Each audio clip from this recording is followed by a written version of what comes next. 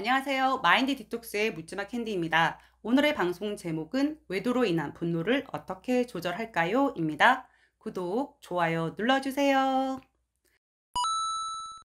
남편이 바람을 피운다는 사실을 알게 되면 그 배신감으로 인한 충격, 그리고 남편과의 관계가 어떻게 될지 모르기 때문에 엄청난 큰 불안감에 휩싸이게 되고 앞날에 대한 걱정으로 정상적인 사고나 판단이 불가능합니다.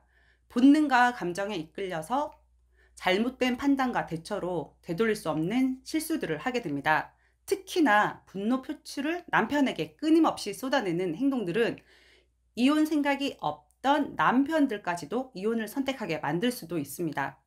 그 대표적인 예가 바로 저 캔디인 건 알고 계시죠? 옷 찢기, 발로 목 누르기, 의자 부수기 등 온갖 폭행, 폭언은 다 했었습니다. 정말로 현명하지 못했습니다. 요즘 드는 생각이지만 그때 제가 좀 더 이성적이고 차분하고 현명하게 대응했다면 이혼까지는 하지 않았을 거라는 생각을 합니다. 물론 같이 살면서 회복하는 과정도 만만치는 않다는 건 저도 잘 알고 있습니다. 근데 제가 안 해본 길이라 정확히는 모르겠죠? 남편의 바람으로 가정이 풍비박산이 날 수도 있다라는 생각, 그리고 모든 것을 다 잃어버릴 수 있다라는 생각을 하게 됩니다.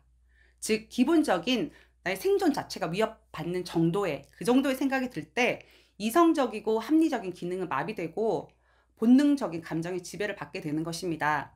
그 아미그달라라고 표현을 하는데요. 그 뇌에 있는 어떤 일정 부위인데 부정적인 감정에 빨간 불을 켜고 이쪽 부분이 활성화가 되기 때문에 제어가 안 되거든요. 자신을 공격한다고 생각하고 분노에 이글이글 불타게 되는데 그 당시 저는 24시간 그리고 그 7개월 동안 아미그달라의 빨간불이 계속 켜져 있었던 것 같습니다. 정말 단순하고 무식했었어요. 분노를 표출하다 보면 내가 바라는 것과 정반대로 일이 진행될 가능성이 높습니다. 나는 가정 회복을 원했고 남편과의 관계 회복을 원했지만 더 악화되게 만들고 있었던 거죠.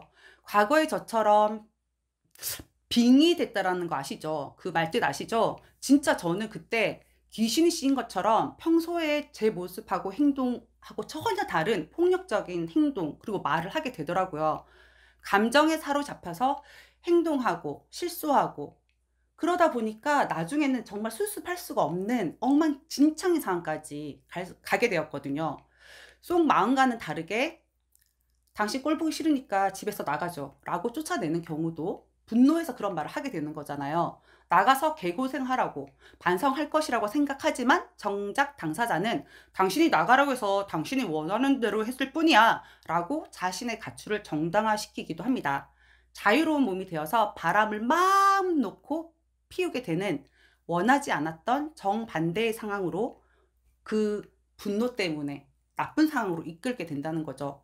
정작 남편 보고 나가라고 했지만 나가지 않게 해달라고 매달리고 반성할 줄 알았는데 돌아오라고 말을 해도 이제는 돌아오지 않습니다. 이때 아내들은 더 많은 상처를 받게 됩니다. 분노 표출은 사실 남편 머리 도끼로 찍고 싶죠. 하지만 분노 표출은 남편한테 해서는 안 됩니다. 미안하지만. 물론 한두 번 정도의 간단한 들잡이는 해도 됩니다. 그것마저 못하면 속이 터져서 살 수가 없을 거예요. 하지만 그 분노하는 행동이 지속됐거나 반복되면 안 됩니다. 분노가 치밀어 오를 때일수록 마음을 가라앉히고 생각을 정리하는 시간이 필요합니다.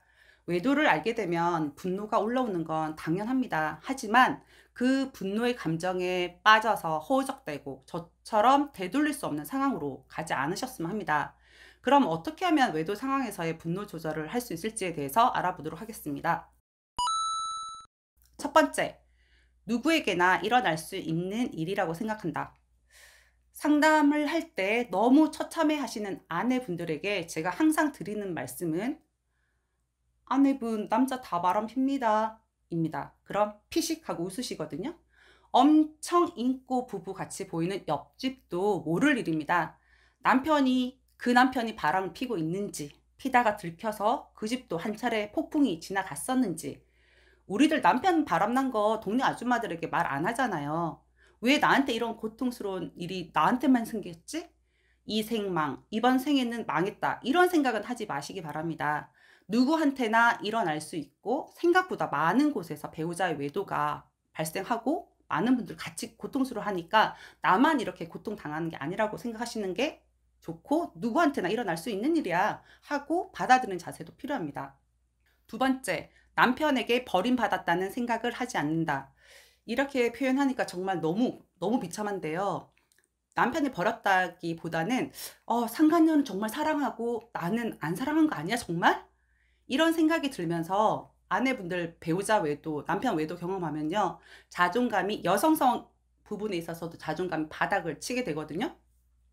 내가 키가 작아서 그랬나? 내가 코가 낮아서 그랬나? 내가 가슴이 작아서 그랬나? 그거 아니거든요. 배우자의 바람기 때문인데, 이런 생각에 자꾸 사로잡히다 보면 그런 사연 끝나고 나서 막 성형수술도 하시고 별의별 거 다 하세요. 그런데 사실 불륜은 불륜일 뿐이고요. 본처의 위엄과 가치는 절대로 쾌락에 비쳐 날뛰는 상간녀와 비교할 대상이 아닙니다. 질투를 할 대상이 아니라는 거죠. 그리고 할 필요가 없다라는 겁니다. 바람핀 남편은 도덕성이 없거나 그리고 유혹에 쉽게 넘어가는 아주 부족하고 결핍된 인간이라고 생각하는 게 옳습니다. 미천한 인간이라고 생각을 하면 아유 불쌍한 인간 너도 참 안 됐다. 아유 어쩌다가 그러냐. 그렇게 생각하시면 화가 막 치밀어 오르지 않을 거거든요. 남편한테 버림받은 게 아니라 부족한 인간이 잘못된 실수를 한 거죠. 실수라고 하기에는 너무나 큰 죄긴 하지만, 그러니까 여러분들 뭐 버림받았다, 남편이 상간녀 사랑하고 나 안 사랑한다, 이런 생각은 하지 마시기 바랍니다. 세 번째, 분노가 올라올 때는 감정이 진정될 때까지는 행동을 하지 않는다, 멈춘다. 당장에 내가 미쳐서 돌아버릴 것 같을 때 행동을 하시면 결국에 후회할 일만 남습니다. 당장에야 분이 풀리겠지만 화났을 당시에 내뱉은 말과 행동으로 앞날은 더 불투명하게 될 거예요. 그리고 남편과의 관계는 악화될 수밖에 없습니다. 예전으로 만약 시간을 되돌린다면요, 저는 씩 웃으면서 아무렇지 않게 남편을 대할 것 같습니다. 바람핀 놈 앞에서 미쳐서 날뛰는 모습을, 절대 비참한 그 모습을 보여주지 않을 것 같아요. 분노가 올라온 걸 인지를 했다면 심호흡을 계속 들이시거나 나가서 산책을 하시거나 명상 음악 등을 들으면서 진정을 하시는 게 좋습니다. 그러면 정말 조금 깔아앉고 나서는 내가 어떻게 해야 될지를 조금 더 생각을 해보게 되거든요. 차분하고 냉정하게 남편을 대하는 것이 더 임팩트 있고 내 자존심도 지키는 일이라고 생각을 합니다. 네 번째, 경험 있는 지인 혹은 상담사의 조언을 얻는다. 배우자의 외도는 경험하지 않은 자는 절대로 알 수 없는 신의 영역입니다. 대신 경험한 사람들은 그냥 말하지 않아도 서로 다 압니다. 눈만 쳐다보고도 눈물이 뚝뚝 떨어지는 신기한 경험을 할 수가 있습니다. 경험했던 분들도 다들 처음이어서 저처럼 많은 실수도 했었고 현재 와서 후회하는 부분들도 있을 거예요. 그런 부분들에 대한 조언을 듣게 되면 좀 마음이 편해지고, 그리고 자신의 감정을 털어놓으면서 마음이 좀 가벼워지는 걸 느낄 수가 있거든요. 그래서 이런 것 자체가 자신이 막 일희일비하고 뭐 뛰고 솟고 난리를 치는 그런 감정, 분노를 조절하는 데 큰 힘이 될 거라고 생각을 합니다. 네, 위에서 네 가지를 말씀드렸는데요. 물론 그 당시에 이런저런 조언들을 저도 들었죠. 들었다고 해도 저는 자제가 안 되었었거든요. 지금 뭐 이 말을 해도 귀에 안 들리실 거예요. 들리긴 하죠. 근데 아내분들이 가장 자주 하는 말이 뭔지 아세요? 머리로는 이해가 되고요, 이성적으로는 알겠는데요, 그게 가슴이 마음이 안 됩니다. 네, 맞아요. 그 잘 안 돼요. 그럼에도 외도라는 상황 정리를 하기 위해서는 너무 힘드시지만 큰 그림을 그리시고 멀리 보시고 단호하게 차갑게 머리로 이성적으로 대처를 하셔야 됩니다. 인내는 쓰고 열매는 달다 라는 말씀 아시죠?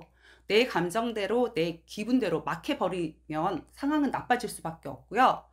그렇게 막 해버리는 것보다는 현재는 너무 힘들고 답답하고 가슴이 터질 것 같아도 참으시고 남편에게는 되도록 분노 표출을 자제하시는 것이 외도 상황 해결에 도움이 될 것입니다. 그리고 제자리에 되돌아온 남편도 그 시절 그렇게 감정 조절하고 참고 인내했던 아내분의 가치를 인정을 해주고 미안해하고 고마워할 겁니다. 네, 오늘 방송은 여기까지 하도록 하겠습니다. 네이버 카페에서 묻지마 캔디 마인드 디톡스로 검색을 해주세요. 상담을 통해서 여러분들의 문제 해결에 실질적인 솔루션을 제공해 드리겠습니다. 배우자 외도를 극복하는 법과 단계별 치유와 성장이라는 주제로 여러분들에게 다가가는 카페가 되겠습니다. Have a sweet mind detox. 다음 방송일에 우리 또 만나요. 안녕.